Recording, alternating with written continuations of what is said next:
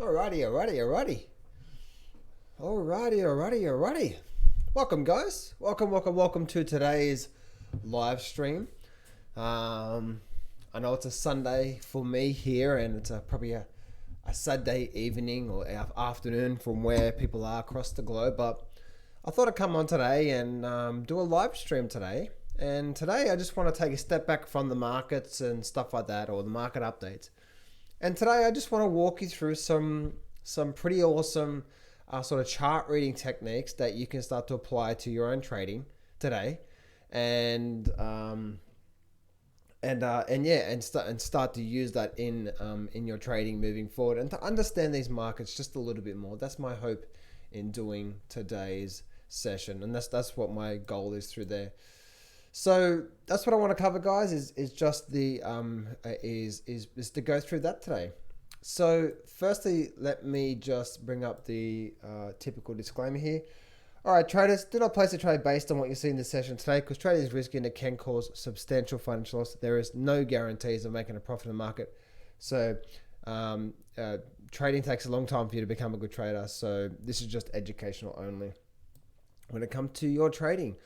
Also, traders, I'm actually running a bit of a flash sale right now. So if you go to johnsflashsale.com, you can grab my trading course for $7. So go on there right now, guys. You can grab it for $7 and start to get access to my trading course just for $7.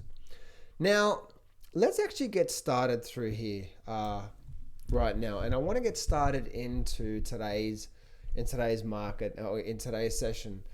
And I want to start from the ground up and work our way up. And the thing is that whenever we're looking at the charts, okay, whenever we look at the charts, or whenever we're viewing the markets, one thing that I've learned over time is the most important thing that we can use when we're looking at the charts is the chart itself. Okay, so initially when I first started learning how to trade, all right, I would probably have a chart that looks something like this here, right? So I'd have candlesticks. I would have, let's just do this here. All right, I would have the grid lines through that there. I would have the horizontal lines like that there. I would have the symbol mark like that there. And there is so much going on in this chart. Okay, so I'd have that there, and that's when I first started trading. I'm like, okay, this is the candlestick charts, or the open, highlight, close charts if you use that. I'm like, okay then, and then suddenly it's like, we start to add, let's say like the RSI. We might like add the RSI there, and then suddenly we start to get to add some things like maybe the MACD as well too, because the MACD is good. So the MACD is going to be a really good indicator. We've got the MACD here as well, and what about the stochastics as well too? Right, got the stochastics indicator. I've got the stochastics here as well too, and we can change that as well, and we can add that there, but there's this what was that other indicator?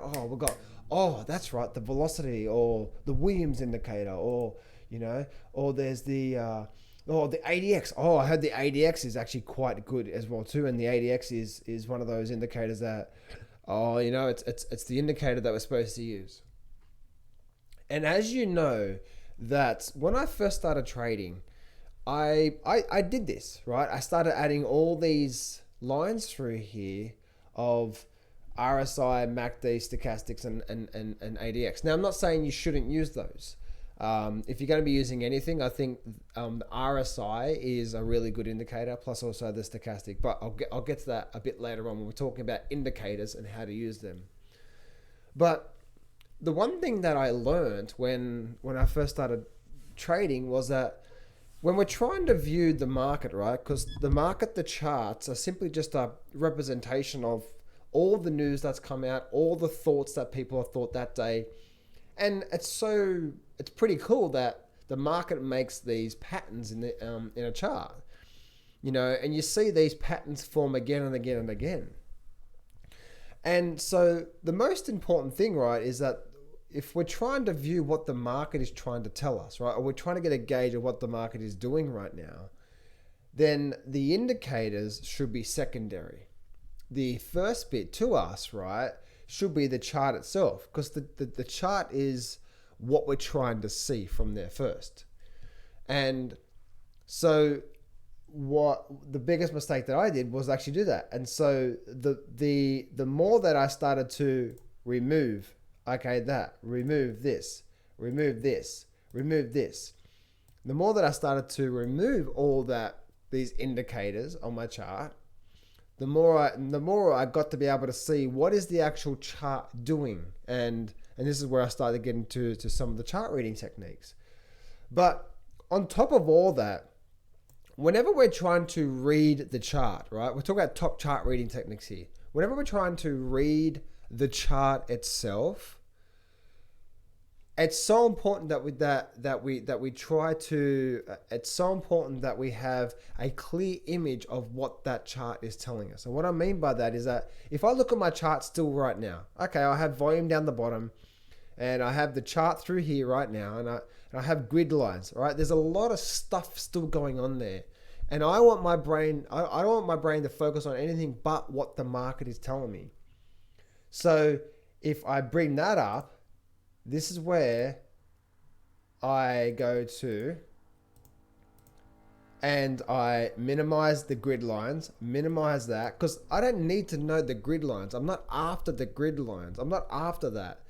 Because what are the grid lines? The grid lines, are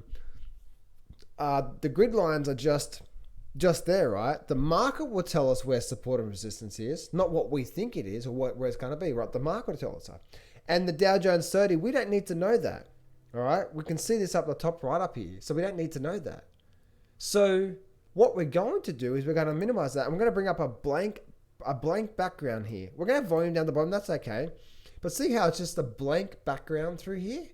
This blank background allows us just to view the candlesticks or view the market itself. Now, moving one step forward, I think sometimes whenever we're looking at the markets and we're looking at it close up, red and green bars can also, trigger some sort of emotion in us in trading as well. Now, I do use candlesticks, but a lot of the time you'll notice that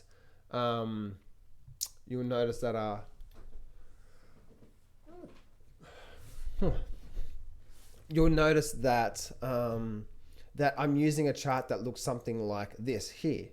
And what is this here? This is just volume and black bars and a white screen. Now, why do I use that? Well, two things. One, because I'm trying to remove as much motion and much emotion that I am whenever I'm trading. Even when I'm trying to view the markets. So, firstly, I'm trying to remove as much motion as possible. So, the red and green candles can create emotion in you, especially when you're in a trade. But then the second thing is that I can get a much more clearer view just by having black bars with a white background than I can when I am just seeing that. And so this is one thing I strongly recommend you having a look at and doing that, because right now I can get a really good gauge of these bars here. Right, if I zoom up closer, I can get a good gauge of these bars, right? And I can get a good gauge on sort of what's going on through here. I can see there really hasn't been much going on for the last week, got a bit of a gap down and so on and so forth. And I can see the type of bars they are, right? I can see that we had this bar here really didn't do much. This bar here opened low and closed high. That means it's a strong bar. This open low, closed high. That means it's a strong bar. I can start to see these bars through here. So that's some of that's sort of the basic of what we're looking for in the markets there. Gary said, what is the name of the charting software, John? I use TC2000, Gary, but it's the software is not the thing that's sort of going to make you or break you. You can really use anyone. The most important thing is just apply some of the stuff that I'm talking about here. So one of the most simplest, but one of the most powerful things in the markets, and the market has always given us some signs, is understanding trends. And we've all heard trade with the trend, or the trend is your friend, and so on and so forth, right? And so one of the most important things to us is just to gauge what's going on right now. Now, there's two levels to understanding the trend. We have the short-term trend, which is like the last sort of 3 months. So if you ever watch my videos, I'm bringing up the last 3 months. The 3 months is like the short-term trend. What's happening right now? And then I'll go to the weekly chart, saying, okay, what's happening over the last 12 months or so? A bit more of a longer term trend, and then I can go very, very long term by doing this. So we can see that. So if I go back to my daily chart now, if I'm trying to get a good understanding of what's going on right now in the markets, then I'm looking at a trend indicator. I'm looking at where's the trend right now. And the trend or who's in control. Are buyers more in control? Are sellers in control? Is no one in control? What's going on through here? And that's what we want to be looking at. And the way we do that is just by simply adding, by simply adding,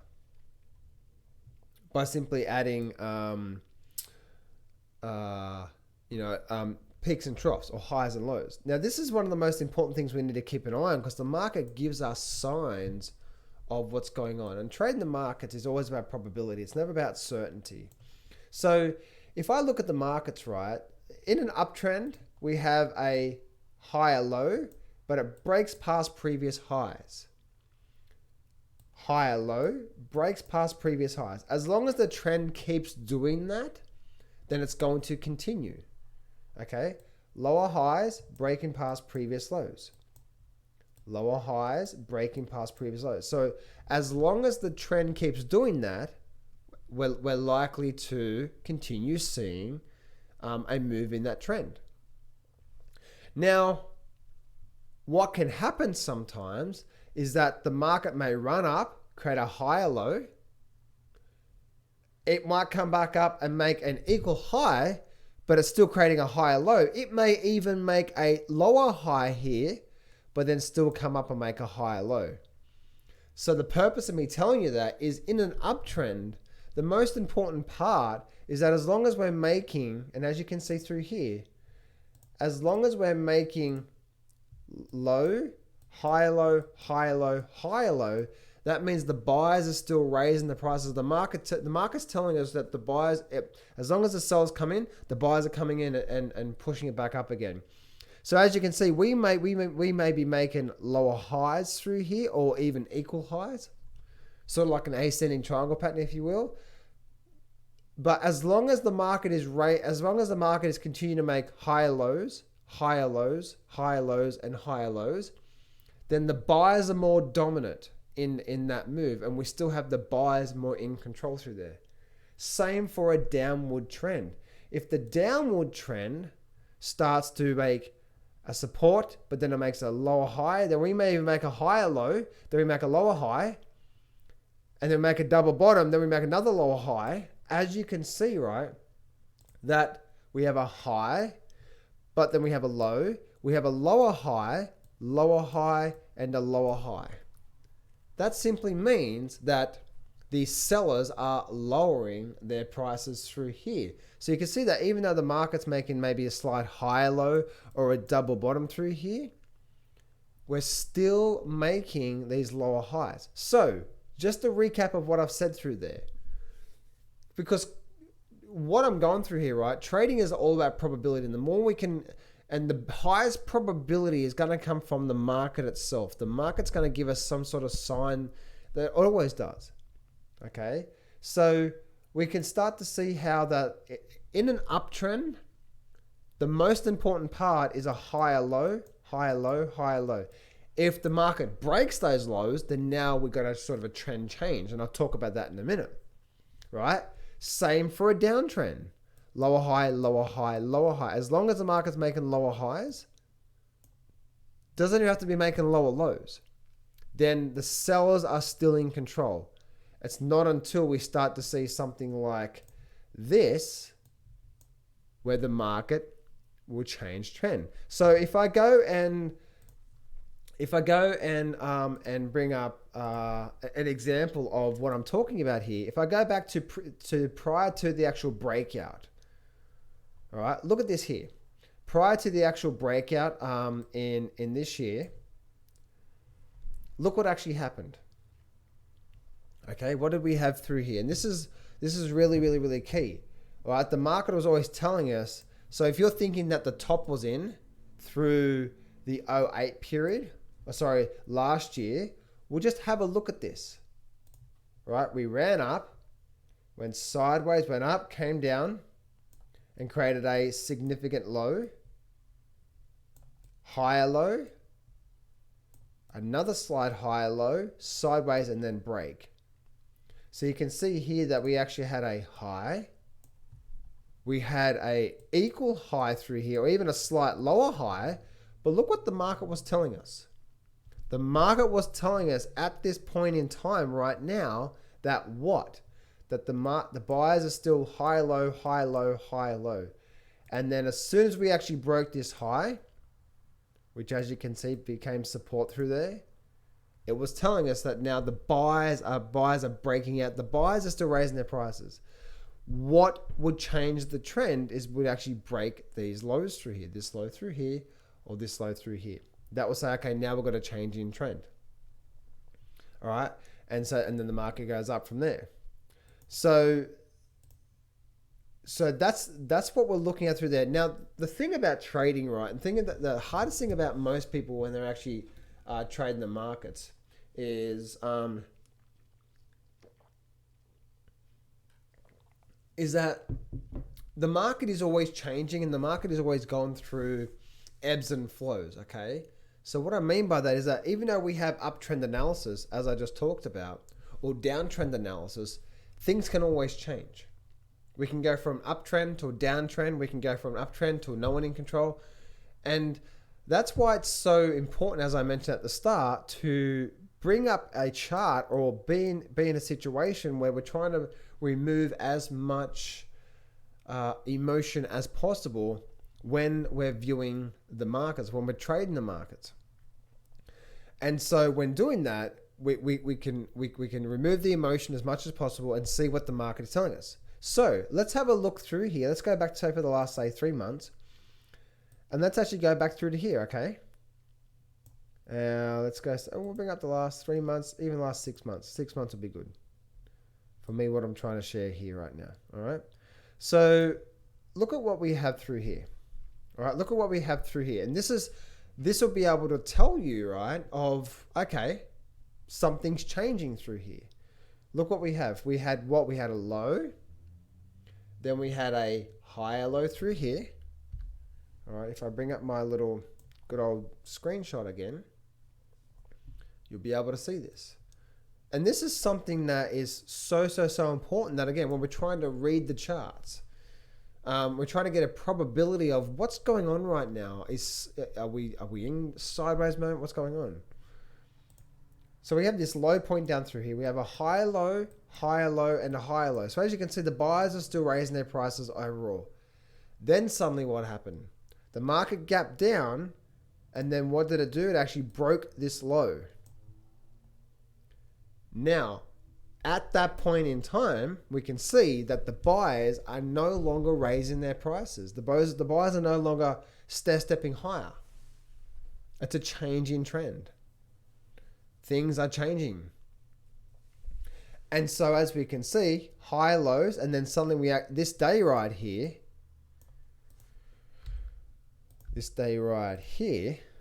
right, was when we actually changed when we actually changed trend, right? The market was telling us the buyers are not in control anymore. This is no longer in an uptrend. There's no uptrend anymore. Okay, and then we saw that through there, and then as you can see, is that if I bring that through there, and then what happened? We ran up, and then we what? And then we created what? And then we ran up, we created a actual lower high through here. As you can see, a lower high. So not only did it actually fail through here, so the buyers are no longer in control, but then it came down, created a low, and then as you can see, this was actually a lower low through here. And the market has continued to sort of sell off from there, as you can see. But what was this here? First point of control was, okay, in an uptrend, higher lows are important. So if we see a point through here, as we did, where we actually broke down past the low, that would be the first indication to say, okay, the buyers are not raising their prices anymore. That means we're changing trend, and therefore we're going down. Then we came down, made a low, made a lower high, and then we broke past previous lows. And then we've been another downtrend. Now, what's happening right now as I speak? As I speak by doing this training for you, this is also creating what? Another lower high. So we still could actually just continue down from here. Now, what would we want to see for a trend change? We would want to see what? This high here being broken. So right now the sellers are still in control on a short-term basis on the downside, as you can see. So we still could actually have a lot more down or another drop down through to here to come. All right, just by reading the charts here. The charts will give us some form of an indication that things are changing. Okay, so lower highs, lower highs, lower highs. If things start to change, then we'll see a break back above this high here, which is now starting to create a trend change in the markets. Really, really, really important. And so when we're looking at the markets here, we can see that now we've actually changed and now we're making lower highs. If we start to really build a lot of strength here, then we could see a trend change. But as of right now, the market is saying that the sellers are in control for the short term. Okay, for the short term. That simply means right now. And why I keep saying and why I keep harping on right now in the short term, because that's what it looks like today. And then a week later, or 2 days later, or 3 days later, guess what? It could look completely different. It could look completely different in the market. And, you know, and that's one of the most hardest thing. That's one of the most hardest things when becoming a trader, and you want to become a good trader, is going into the markets with a neutral view and saying, market, you talk to me. Yes, Jack. Yes, it's live. Yeah, I answered Gary before as well too, Jack. So thanks for that. So the thing is that I as a trader, whenever I go wrong as a trader, is because I'm always trying to force my will or my view based on a position that I'm in right now. And that's when I always go wrong, because the market is always giving us signs of what's going on here and who is in control and what's happening. And so that's what's happening. So I'll give you an example, and this is I've learnt this, you know, over my time as a trader, because the market is always giving us some sign of what's going on here right now. But if I go back to the actual election time, okay, back here when the whole election was actually happening. Now, let's have a look at this here. All right. We can see how the market started going through a bit of a sideways gyration. We didn't go from sellers in control to buyers in control. We went through a period of higher low, higher low, higher low, higher low, lower low, lower high, but we didn't break past previous lows. We had a double bottom, ran up. See how there's really no one in control through here. And so what happened through here? Look at this here. Low, market ran up, made a slide higher high, came down, made a higher low and broke out. So as you can see, the market's breaking out. Remember, this was the election time back in 2016. Then guess what happened? Look at this here. This is a weekly chart, by the way, remember? Let me take everything off the screen here. But then guess what happened? The market went sideways, kept going sideways. The election was about to happen. So if most people at this time were screaming crash, crash, crash, crash in the stock market. And this is why people say charts are useless and all that sort of stuff. It's like, No, I wouldn't say. I wouldn't agree with that. Because most people were screaming crash if Trump wins in 2016. But if we removed all that emotion and that garbage, what was actually happening at that time, all over social media, and say, you know what, market? Okay, you talk to me, market. What's the market telling me? Okay, cool. We have a low. We have a high. We have a high low breaking past previous highs. We have a high and we're just having a pullback right now. Okay.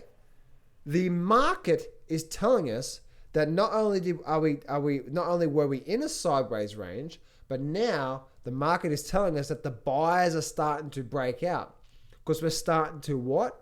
We're starting to create higher highs and higher lows in the markets. So now we have a low, then we have a higher low. This could also be some form of a higher low. So let's actually see what happens. The market went sideways. Trump is almost about to be elected. Remember, everyone is screaming crash. Everyone is screaming stock crash. But remember, if we just went back to a blank chart, notice how we're not looking at stochastics or RSIs or stuff like that. Now, I'm not saying they're not useful, but notice how the market's telling us what's really going on. Remember, this is the weekly chart here, by the way. This is a weekly chart. And notice how it's a weekly chart. I'm not even using the volume there. What am I using? Just a simple chart to tell me what's going on. The collective wisdom of the markets. That's what we're doing here. Sideways, boom, and the market takes off through there. So this is the week that Trump won the election. So as I said before, that if we remove the emotion from what we think is going to happen and what all the talking heads are going to say, because all at that time, everyone on Facebook, YouTube, the media, that if Trump wins, it's all over, the market's going to crash. And so as you can see, right now, as we speak, the market's doing what? Low, high, higher low, higher high, higher low. And what did it do? It also broke past this high. So who's definitely in control here on this chart? The buyers. Right? And until this change, we can see, okay, the buyers are raising their prices. And as you can see, from coming out of this sideways range to then doing this, we can see that that was the start of a very, very, very nice bull run in the markets. And it just continued on and continued on to where we are even from there. Right? Went up, and then bam, we had this crash right now. Came all the way back down to the election period. Right? But as you can see, at the time, we can see that the market was telling us that we're going to see a rise in the markets. And that's how we can start to see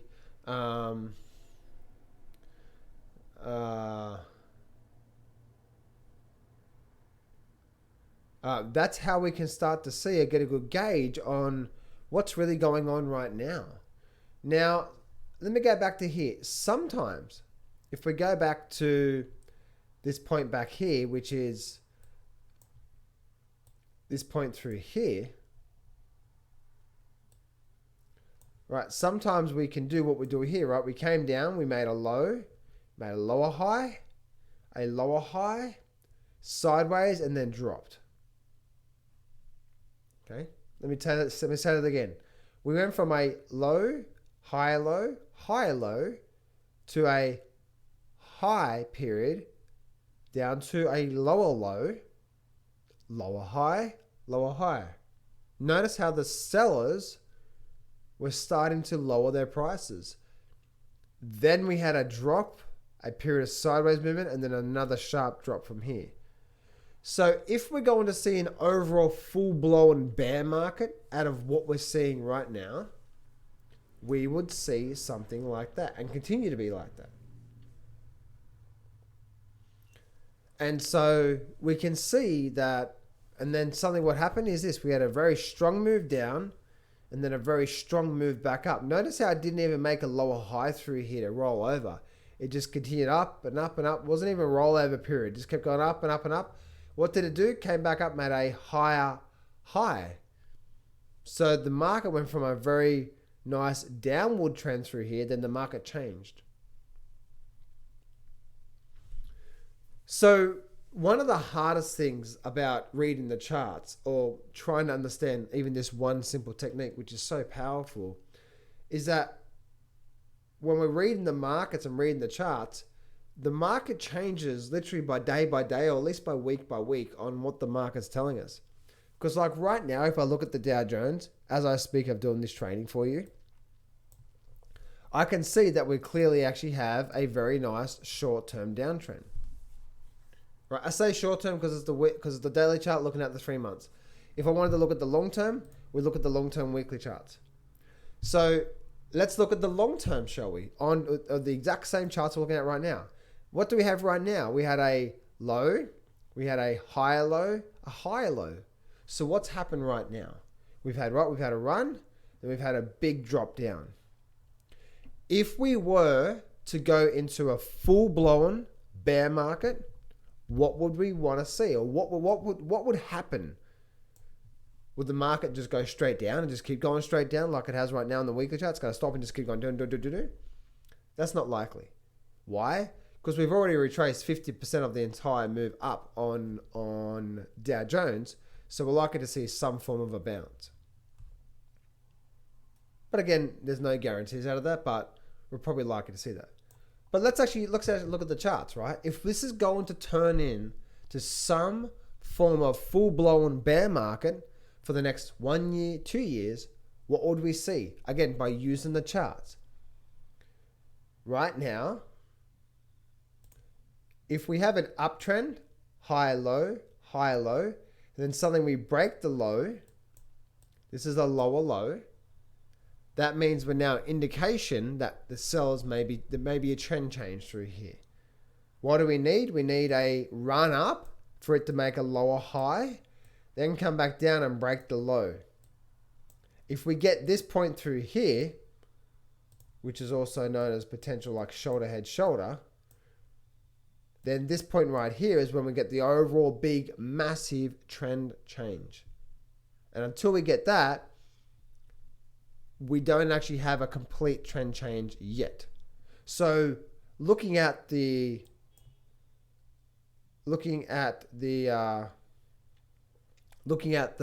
weekly chart here, what are we likely to see over the next few months?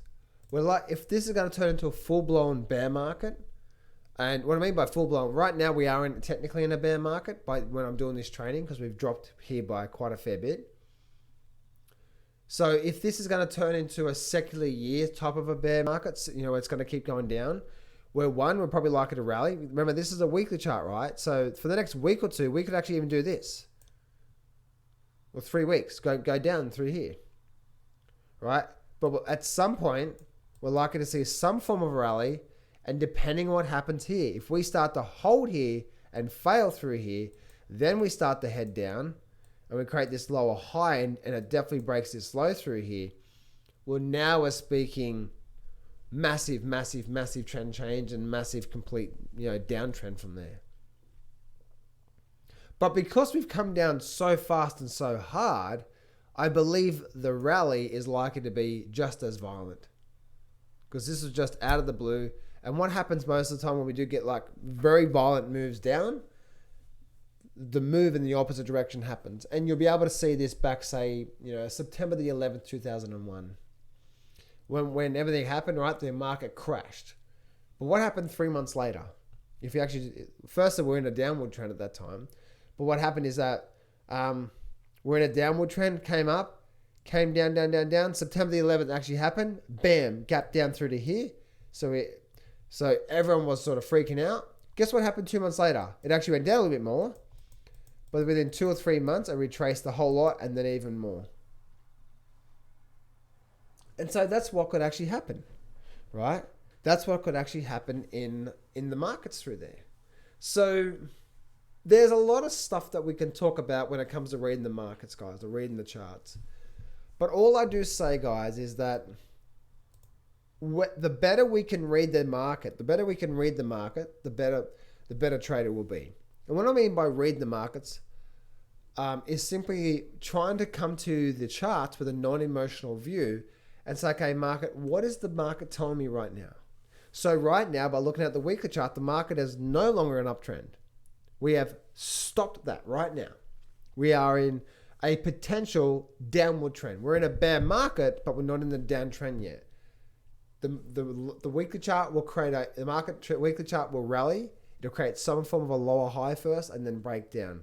And then it'll start this overall big bear market. So I hope that makes sense, guys. Guys, if you have any questions right now, just leave them in the chat box, and then I'll get to them. I'll just finish up here, and then I'll be able to help you out with anything that you think about when it comes to these markets and stuff like that. So here is just one chart reading strategy, guys, that we always can implement right now on the spot to say, okay, what's going on? Because the market will give us a sign just like it did back here, right? Just like it did back here when we had what? We had a low, and then we had a higher low, and then we had this higher low. Notice when the market broke this is when things completely changed. Right? So the market actually broke down, and it was our job, right, to recognize it. Now, we didn't know it was going to be a crash, but as you can see, right, this point right here, we're not making higher lows anymore. So therefore, the buyers are not in control. Therefore, we're not in an uptrend. The trend had changed. That's when we started to see, and then we got what? And then we got a lower high, and then we got a lower high breaking past these lows through here, as you can see. And then this lower high through here. High, lower high. Look who's in control right now. Broken past here. So the buyers are not in control. The buyers are definitely not in control. We broke down. We came back up. We formed this lower high. Then we had this big flush down. So as you can see, the sellers are lowering their prices. And then as you can see, that's what actually caused. Then we actually continue to have a bit more move to the downside. Now we're rallying up. Now what are we doing here? Let me just delete this off the screen.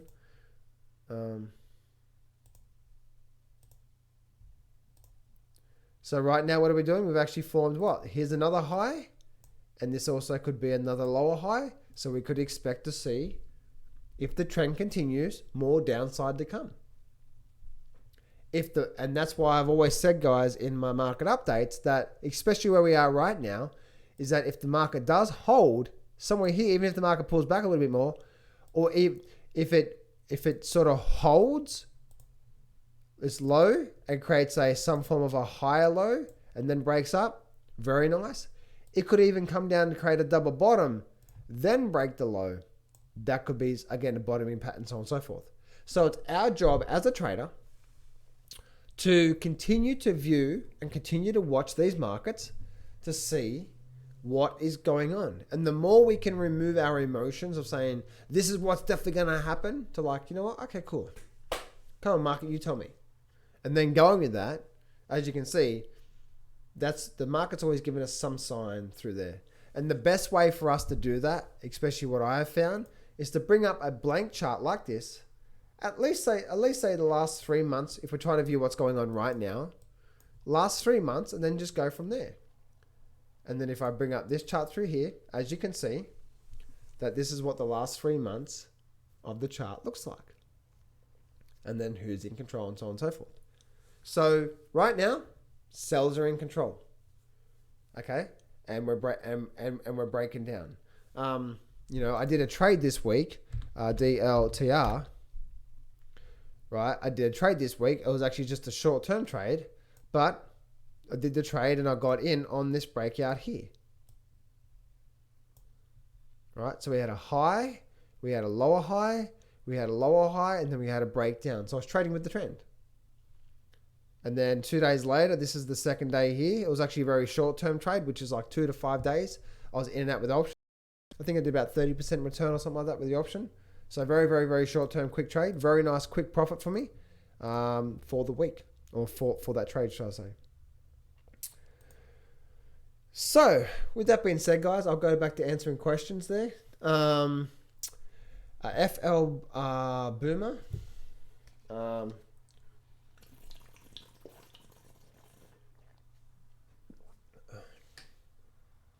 Says, what is your opinion on junior miner stocks?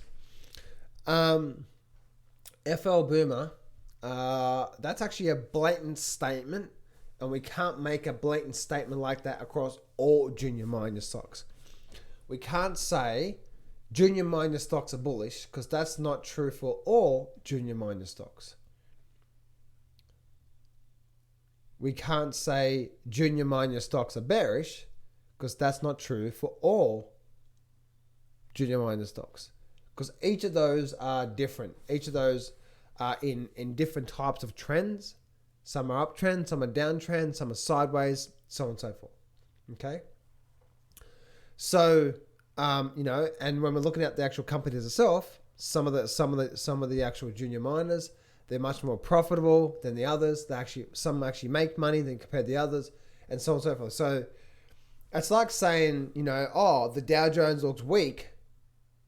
The Dow Jones looks absolutely super, super weak. So therefore, all stocks are going to look weak.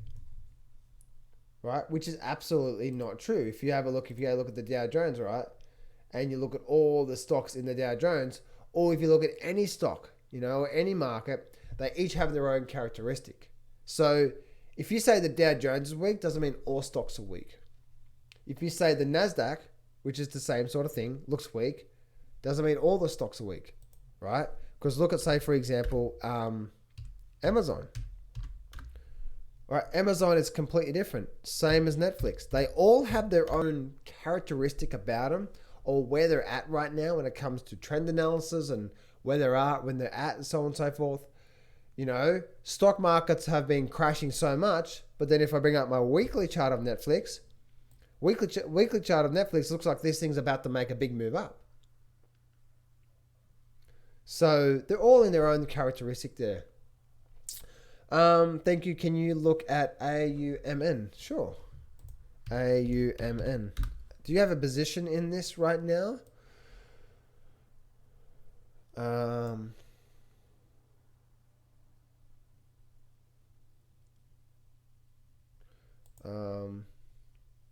So if I go to the daily chart first, actually looks pretty weak, doesn't it? It looks very, very, very ugly. If we go to the daily chart, weekly chart will give us a bit of a clue here.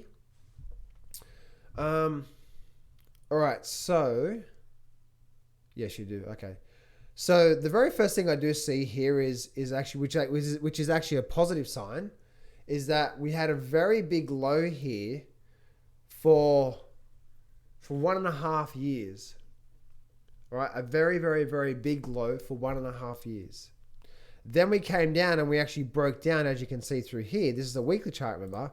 So it broke down through here, but then it's got back above this resistance level. So this actually could be a bit of an end of trend indicator, meaning down, and it could be the start of a bullish move up.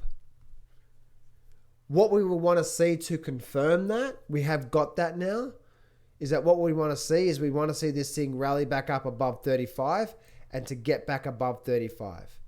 If we can do that, then I actually see this is probably likely to be in a very nice bullish trend for quite some time. So this is actually a positive sign for the bulls, but we need confirmation, because right now where we are the weekly chart, if suddenly this thing turns around and we get back below this level, because as you can see, right, if I open up my charts, you actually can see how this week here, it actually closed there. The next week rallied up, but could not close back above it. It closed right there. What does that mean? That means it's actually respecting this major support level. But then suddenly we ran up, closed higher, ran up, closed higher. So that means is that if we do get suddenly a week that's going to close below here, then that's not a positive sign. Now, more times than not, when you do get something like this, a bit of a flush down and rally up, we may get a bit of a pullback. So if I go to my daily chart, we may get a bit of a pullback and actually hold here and rally up. So once again, that's actually a bullish sign because it's a breakdown past support, then rally back up. Bullish sign number one. Confirmation that we're likely to see a very nice move up would be a break above 35. Because this actually what happened if I go to the actual, if we're talking about the miners, this is what actually happened in the miners, just before. Let me see if I go to the daily chart there. GDXJ. Let's go to the weekly chart. Right, this is actually what the miners did just before we had the big move back in 2016. Look at this here. Right, look at this here. Notice how we actually had, if I go back to this point through here. Notice how we had all this support level through here. Then we broke down. What did we break down to? We actually broke down past support.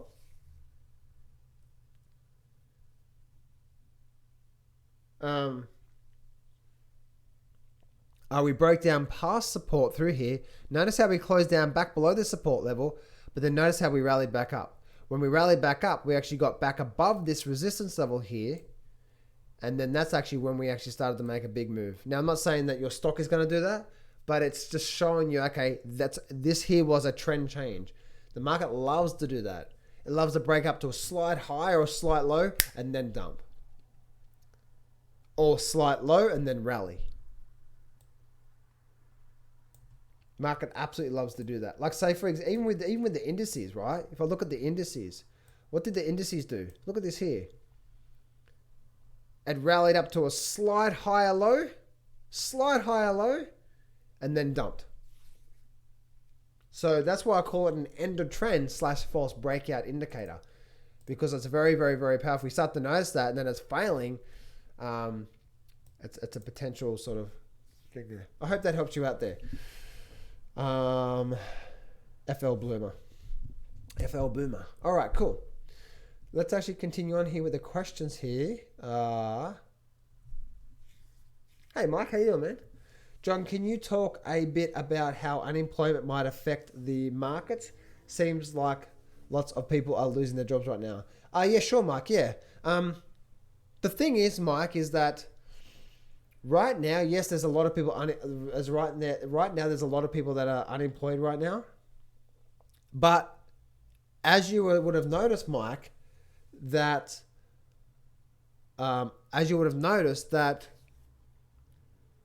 the bad numbers that have come out last week actually made the markets rise. Why is that? We had really, really, really bad numbers, especially on, what was it, this day right here. Let me actually just erase everything off the screen here. All right. Right, especially this day right here. This day right here was when we actually had the unemployment numbers skyrocketed, right? But the market went up. Why? Because it's already factored that in. The market is smart. The market is smarter than us. The collective wisdom of the market is so smart, and we don't give enough credit. The market already knows that there's going to be bad numbers out. That's the reason why we've had such a big, massive drop already. The market's already factored that in. The market knew, yes, we're going to have bad unemployment. Yes, there's going to be bankruptcies. Yes, there's going to be. That's the reason why it crashed so quickly, because everything's happened so quickly. So, I don't think it's going to affect the market at all anymore, because the market knows, oh, okay, so there was bad numbers here. There was bad numbers on this day here, and the market rose. There was actually a few bad announcements on this day right here, and the market actually slightly went up a little bit. So as you can see that the market's shrugging it off. Why? Because it already knows. It's not a surprise. It's not a surprise that there's going to be bankruptcies. It's not a surprise that unemployment's going to be high. It's not a surprise, any of this. It's just not a surprise. So this down move has been, the reason why this down move has been so violent and so much is because it's already factored that in, and and the market knows what's coming ahead. That's why I always say that over the next week or two, who knows when, we're likely to see a very strong rally. Why? Because over the next month or two, we're likely to start opening things back up again, and things are likely to start to go back. Employment's likely to start to go down again, or the unemployment number will go up, or whatever you want to say. We're likely to get a much better unemployment number. People are likely to start to come back to work. People are likely to start spending more money again, and things are going to slowly get back into place. And probably by the end of this year, if the virus doesn't come back again, we're likely to be we're likely to be heading back in the right direction at least, and well in recovery. It's probably going to take us a good 3 or so months to start the recovery. But I would say by June, we're probably really in the recovery. By the end of this year, after the election, we'll be well in the recovery, and this market is likely to snap back just as quickly. So remember that the market has dropped this month, so it knows what's happening over the next month or two. It knows that's going to be. It knows the economy over the next couple of months. It's going to be. We're going to go through a lot of doo-doo in the markets, right? Things are going to be hard in the markets. The market already knows that. It's factored that in. So the next 2 or 3 months, it's going to be bad. Now, fast forward another couple months after that, it's going to start to pick up. What do you think the stock market's going to do before that? That's what happens. So it knows from now through to say June or even July, it's going to be tough on the economy. Even if things do start to open up, things are going to be bad. From now through to June, July, we would have already seen a nice rally in the markets. That's reflecting what? From say August through say to the end of the year, reflecting, okay, the economy is likely to start picking back up again. Now, that's my answer, Mike, and I hope that makes sense to you of that. The market is a leading indicator. This market crash is saying, yes, we know there's going to be a lot of doo-doo over the next couple of months. That's why the market pulled back so much. So the market's so smart. You know, I remember this back in 2003 by looking at SARS. You know, March of 2003, the market bottomed a little bit. So we went sideways for a little bit in March. Then this was March, and then we actually rose March, April, May, and then this was March, April, May into say June. So this was actually June here. This is actually 2003 when the whole SARS thing was happening. And then they came out up here after the market already retraced all the move down and a lot more to say everything's contained.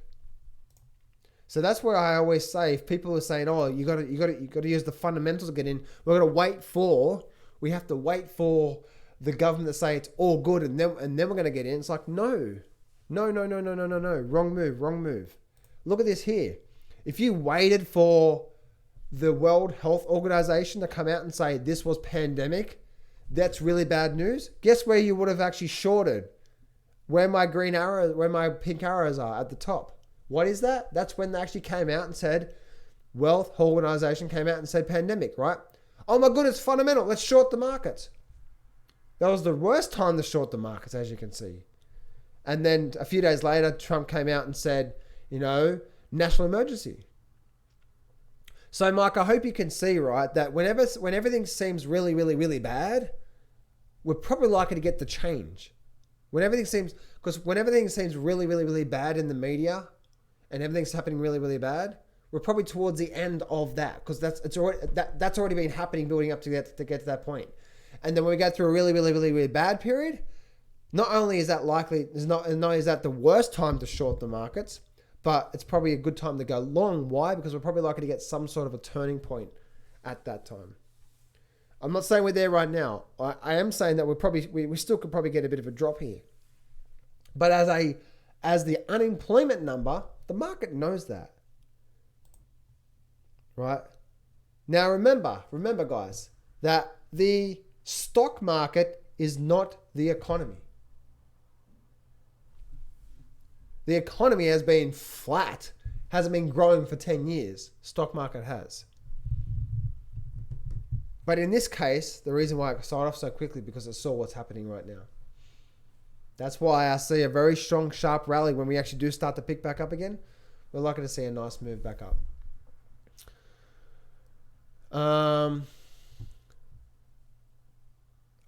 You said, Mike, you said, I'm hearing some pundits talking about a resulting credit.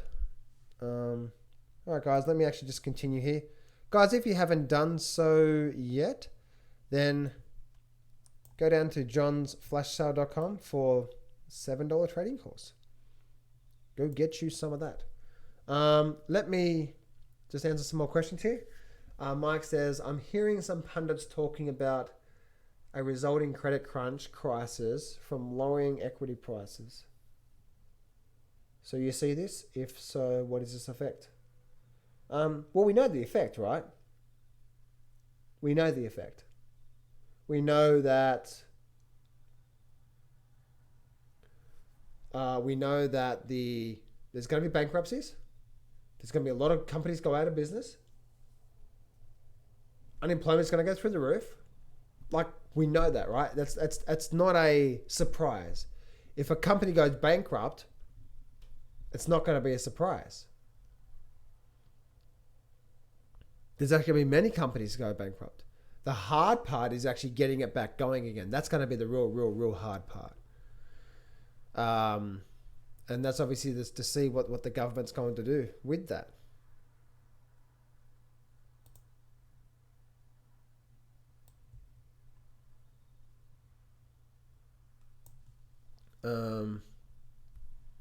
So, yeah, once again, guys, the reason why the market has dropped so much so quickly, because it saw that so much so quickly was going to happen in the economy and what was happening right now. It knows this. That's why, once again, I'll go back to my statement before about we've had a week of bad numbers, but the market's gone up. Why? Because it's not a surprise to the market. The market's smart. The collective wisdom of the market is much smarter than all of us.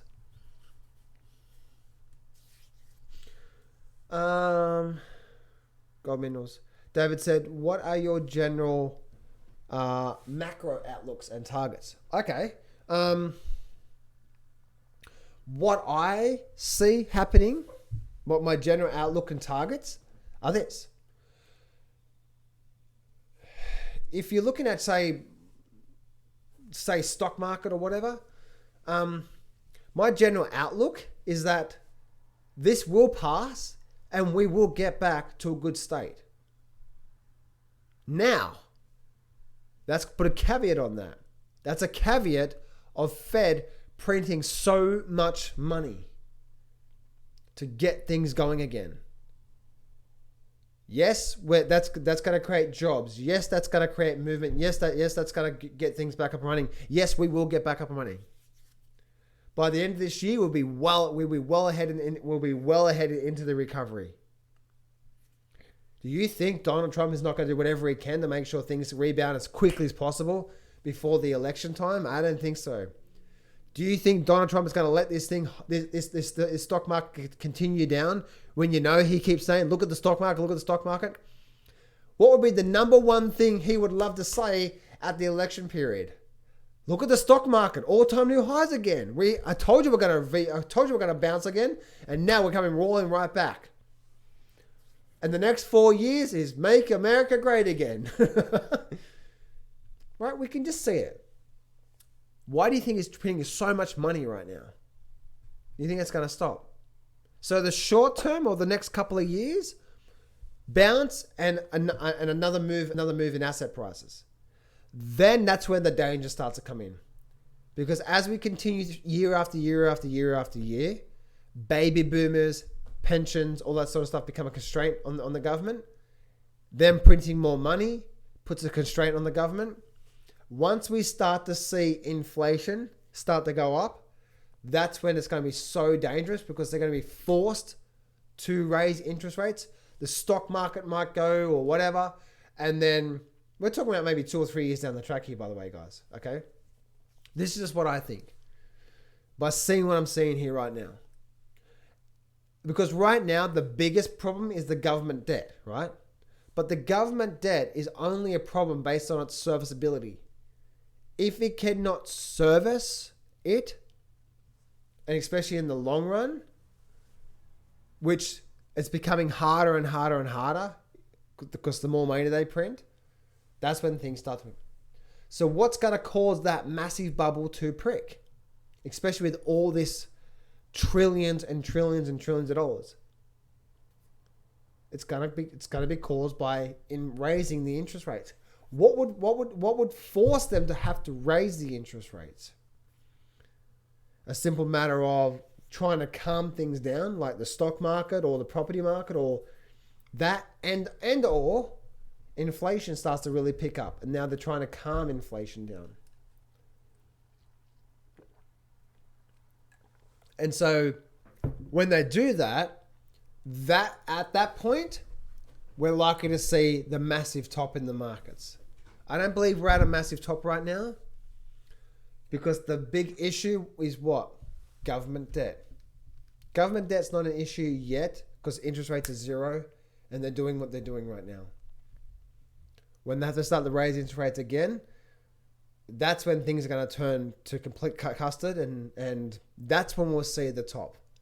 But the stock market's likely to go again. And that's where you'll see, if you look at every successful major investor, what are they doing right now? They're buying stock. Right? Even Mark Cuban, right? Mark Cuban's buying stock right now. He's in Netflix. He's in some other stocks, Twitter, and there's other companies. You see, you just see a lot of investors right now starting to buy up because they see this is a great opportunity to buy stocks, especially some of the, like if you look at some of the macroeconomics there. What's going to happen to Vegas when things really start to pick up? Where are we going to be in Vegas in 12 months time frame? That thing's going to be open back up and things are going to be booming, right? People love Vegas. And especially this day and age, people have such short-term thinking. Why? Because by the end of this year, there'll be something that's going to control their thinking. They're going to completely forget, or they won't forget. They will remember it, but it's not going to have an effect on them about what happened here. Look at the people here in Australia. What are they focused on? Corona and toilet paper. That's all they're focused on right now. What happened that people were so afraid of in January this year in Australia? The fires, right? That was all. Even America was hearing all about it. That's the same thing. We're so short-term thinking that we just get on with our lives and we'll continue moving forward. But especially when they flick that switch on and say, okay, everyone can go back to work right now. You watch that thing, watch the economy come roaring right back real quickly. Now, when I say real quickly, it's probably going to be lagging a start for probably 2 or 3 months. But then, again, by the end of this year, things are likely to be really, really, really strong from there. And that's where, like, stocks, like casino stocks, Wynn, MGM, these other stocks that have been absolutely pummeled by the really, really, really successful companies. They have big, big, big companies. My goodness, those stocks are going to come roaring right back. Why? If it's anything that's going to make money in any time, it's it's casinos, right? So I hope that gives you a bit of a sort of long-winded answer there.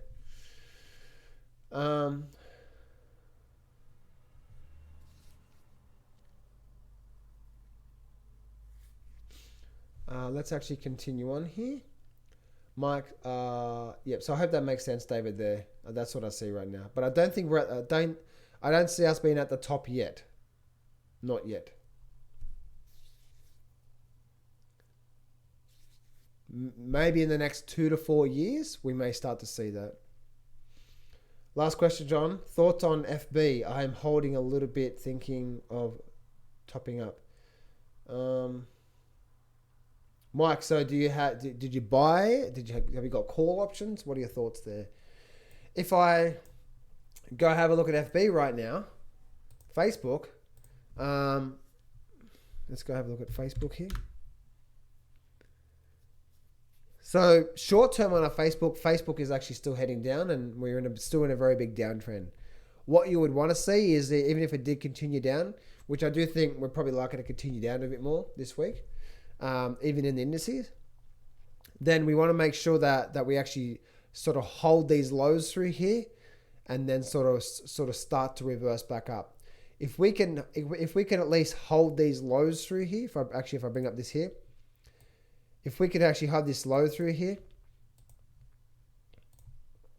if we can hold these lows and then get back above this high, then that'll be a very, very sort of strong move. And then I see Facebook rallying back up to sort of the 205, 210 level. So I hope that makes sense based on that. Let's continue now, guys. Awesome, no problem. Thanks, John. Appreciate the live streams and your new format of doing things. No problem, no problem. I'm enjoying doing these live streams.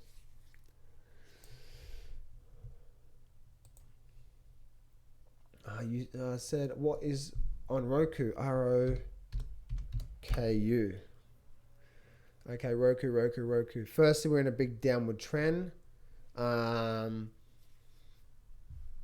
Once again, I would love to see... So we're in a big downward trend, but if we start to hold here, which looks like we could potentially be doing soon, and then we hold once again, same as Facebook. If we hold here, and then we break back up through to here, on that weekly chart, I see that there's a major resist. This is a major resistance point. We broke down, came back up, and then we have sort of this coming through here on Roku. So if we do hold here and create a higher low and break past 100, then I'd have 140 as a target.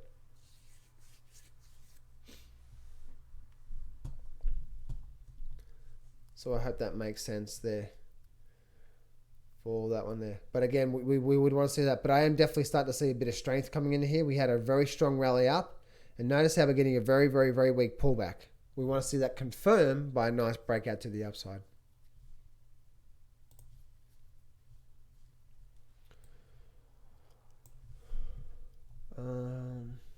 Let's actually continue here. Good points, John. Thank you very much. No problem. Thoughts on gold and silver charts? Good question. Okay, quick little update there. Gold and silver charts. Gold, if we have another nice move up next week, which we're probably likely to break past 1640, then I see this thing racing back up to about 1780, and then we're probably likely to get a bit of a pause there, a bit of a pullback, and then ultimately I'll see this thing back up to around 1950 or probably hit the $2,000 mark. So I'm actually very bullish gold right now, especially with 0% interest rates. Gold's going to soar with 0% interest rates. And back to silver. Silver right now could be forming some form of a false breakout. If we continue up through, once again, if we start to continue back up, say above 15, then we're probably likely to race back up towards the top of the channel here, which is around $18. That's on the short term, but the overall long term is that if we start to really break above this $20 mark, then I'll probably see a very nice move over 2 or 3 or 4 year period.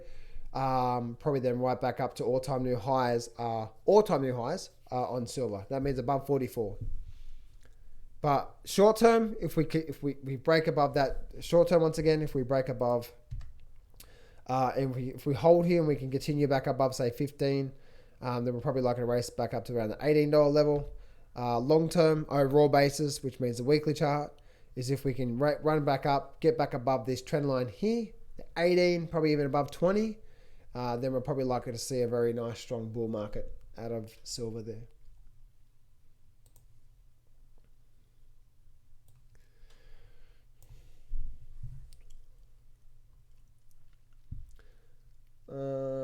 Silver and Child.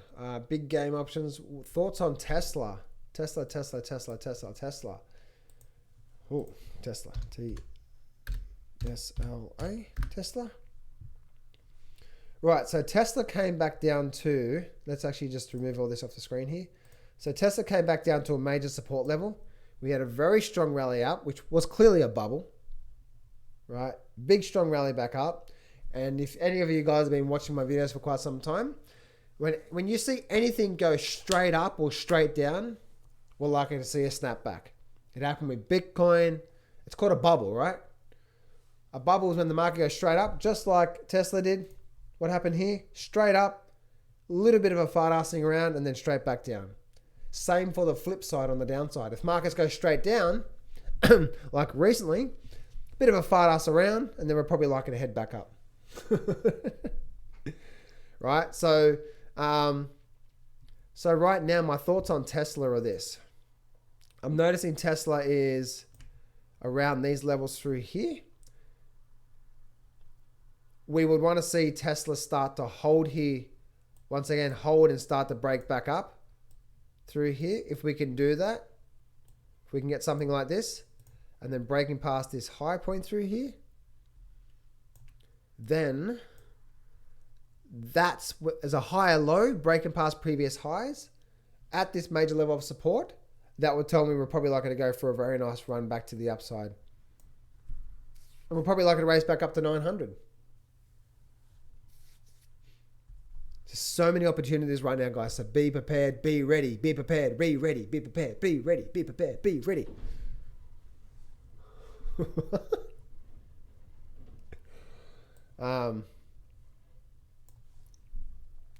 So I hope that makes sense there on Tesla. Makes sense, John. No problem, Mike. It's getting ready for a next leg down. When they print that much money, it devalues the currency. Not all in one go, though, Steve. Not all in one go. You've got to understand that the devaluation of the country doesn't just simply just plummet in one go. It happens slowly over time. You look at the devaluation of the currency, and it's been happening slowly over many, many, many years and many decades. And that's what's still going to happen. Even though they're printing money right now, it's not like they printed 6 trillion and suddenly the value of the US currency just dropped. No. The US dollar is actually still quite strong right now. So it's slowly, all right? Slowly happens. Steve then continues on by saying it's going to be worse than the Great Depression. You are right. Probably not right now because the debt is not at that point where they're struggling right now to pay back. Just be careful with all your metals because a lot of the miners around the world are going to close down. I agree with that.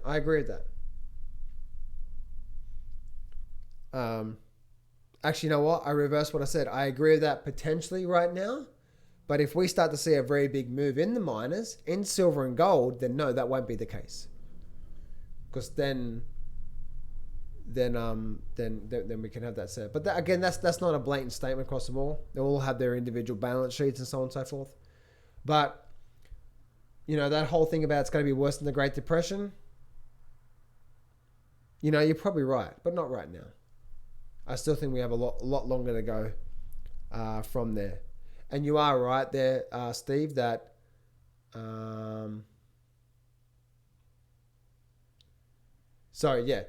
but when inflation starts to really pick up, and that's our next move, that's when things are going to be just that's when things are going to really start. So, but there's no inflation yet. But when that happens,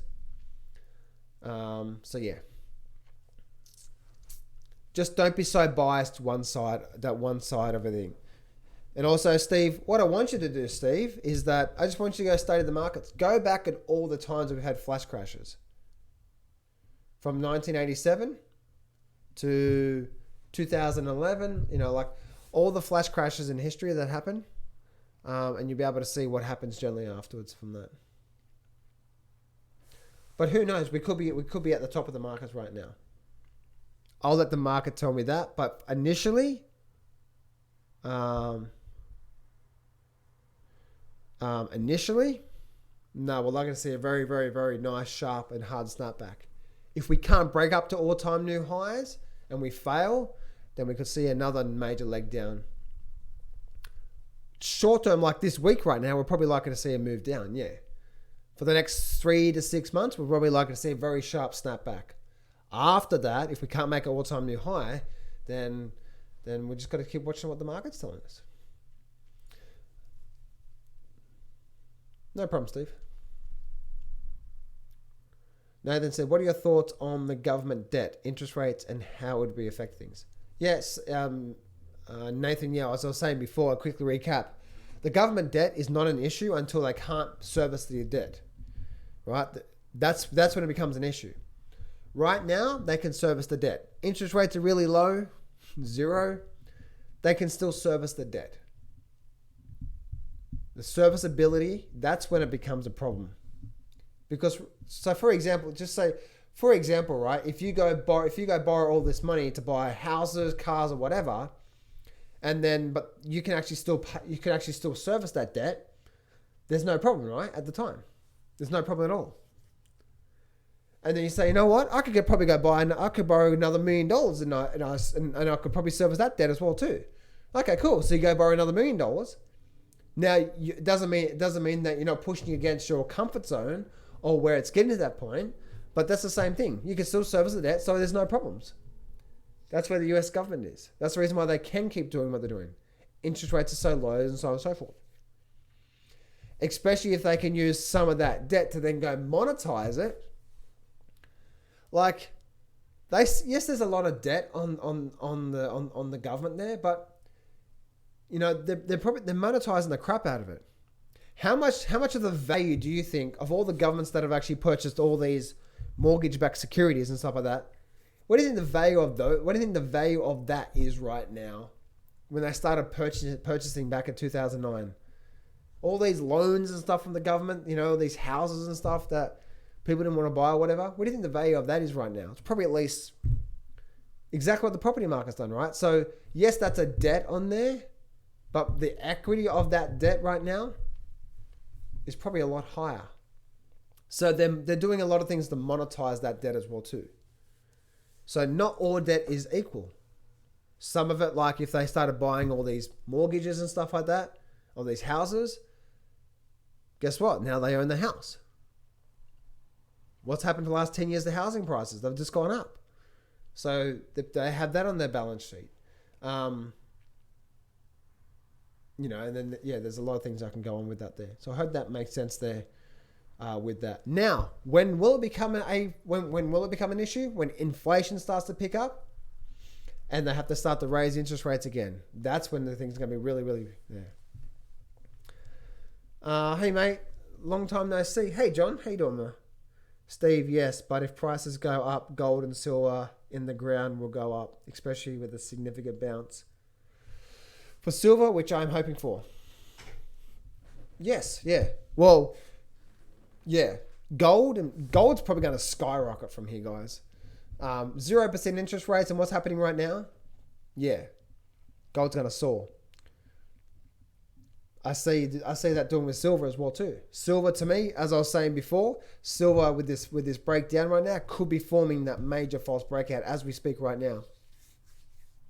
If that's the case, then that's an end of trend indicator, and we're going to see some major fireworks in silver. But just remember, guys, when I say that statement, we're going to see fireworks, that means over the next 5 years, we're going to see either a very nice move for a couple of years. That means it might go up for a week or two and then do nothing for a few weeks and maybe even pull back and then continue upward trend and all that sort of stuff. So many people think that when I say, oh, fireworks are going to happen, and then a week later, oh, John, nothing happened. So, come on. Fortunes are made of jumping on big trends. Just like Bitcoin, right? Bitcoin over a few years made that gain. Not every day and every week and so on and so forth. So I am very bullish on silver and gold right now. Thanks, John. Good job. No problem. All right, guys. Well, that is it for me today. Hope you enjoyed today's session. Once again, guys, if you haven't done so, then go down and grab that trading course for $7. And I hope you enjoyed that trading course. Hope it helped you out. I hope that today's live stream, either way, whether you get the trading course or not, I hope that today's live stream has given you some tools on chart reading stuff, but also the thoughts on the overall big economy. And hopefully this actually calms you down, gets you more relaxed, and gets you focused on the most important things, which is your health, and then also focusing on the markets and let the market tell you what it's going to do, not what you think it's going to do. All right, guys, thanks for that, and have a great day.